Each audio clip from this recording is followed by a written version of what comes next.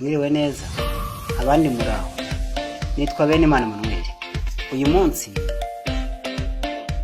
turaza kurebera hamwe uko wakwifungurira WhatsApp ya kabiri mu gihe ufite ya mbere muri WhatsApp imwe. Ndavuze nti uko wakwifungurira WhatsApp ya kabiri muri WhatsApp ya mbere rwose uyifite. Ni ukuvuga ngo ushobora kuba ufite WhatsApp kuri nimero imwe ariko ushaka gutunga kugira indi WhatsApp ya kabiri yindi nimero ariko ukabishya muri WhatsApp imwe yonyine, atari kwa kundi downloadinga WhatsApp Messenger na business ukazishyira muri phone icyarimwe.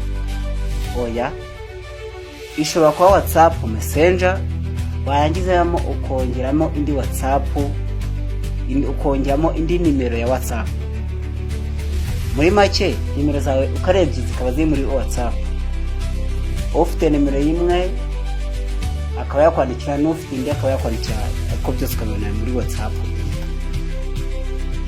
Cyo nshatse kuvuga umumaro wabyo, hari ukuntu umuntu aba afite nimero yawe imwe akakwandikira muri WhatsApp ariko indi atayifite, cyangwa akaba afite nimero yawe yindi ikaba itari muri WhatsApp akabura uko kwandikira.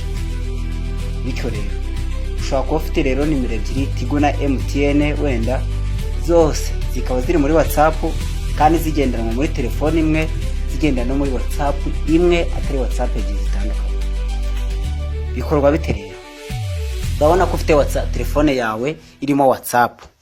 Singiye kubigisha uko bavana WhatsApp muri Play Store, ibyo ndabizi. Niba mutanabizi tuzabibigisha, muzatwandikire muri comment tubibone. Icyo mukeneye tuzabasobanura muri mutwandikira. Reka tubereke uburyo waba ufite WhatsApp imwe, ubwo ni wenda urugero ni MTN ukaba ushaka gushyiramo na Tigo, kandi zose zikaba ziri muri WhatsApp imwe, wajya kwandikira kubibona muri WhatsApp. Urugero mfashe WhatsApp Messenger, uyifite nayikande, utayifite abanza ajye kwivana muri Play Store, narangiza abikore. Nyuma yaho azakurikirana ino video arebe uburyo ki agira ute ayigiramo WhatsApp ebyiri muri WhatsApp imwe kandi muri phone. Jya kuri WhatsApp yawe usanzwe ukoresha, ureba ahantu hari utudomo dutatu mu ruhande rw'ibumoso rwa telefone yawe. Demba nashyizaga fresh ko icyatsi ngo muhabone, ukahakanda. Wamara kuhakanda hahita hazamo ijambo gitwa New Group, New Broadcast, Linked Service, Started Messenger, Read All.